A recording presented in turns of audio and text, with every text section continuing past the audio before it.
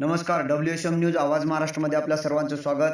मी सुधाकर चौधरी सविस्तर बातम्या देत आहे। मंगरुळपीर तालुक्यातील बिटळा भोयर येथील नागरिक गेली 1.5 महिन्यापासून लाईनच्या गंभीर समस्येमुळे हैराण झाले आहे। वारंवार वीज खंडित होणे, कमी व्होल्टेज येणे आणि रात्रीच्या वेळेस अंधारामुळे ग्रामस्थांचे जनजीवन विस्कळीत झाले आहे।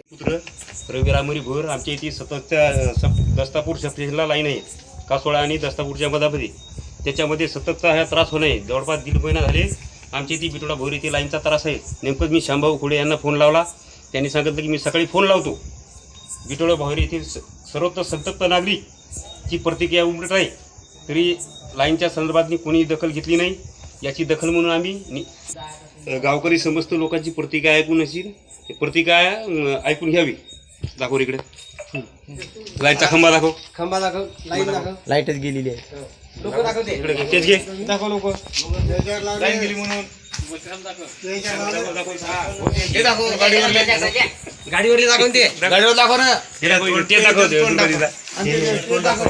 गाडीवरली दोन्ही दाखव, मीटर मागचं दाखव ना, गाडीवरचा टेप दाखव, सततच्या लाईनच्या त्रासामुळे आतापर्यंत तसेच लाईनमन साहेब, कुंगे साहेब, विनेकर साहेब यांनाही आम्ही कळवले, त्याच्यातून कोणतीही प्रतिक्रिया आली नाही, त्याच्याबद्दल कोणतीही दक्षता घेतली नाही। त्या लाईनच्या त्रासामुळे आमच्या गावामध्ये खूप साप निघत आहे, इचू काट्याचे प्रमाण खूप वाढले आहे। शासनाला एवढी साधू विनंती आहे की आमच्या त्रासाला कंटाळून याच्यावर काहीतरी शासनाने दखल घ्यावी।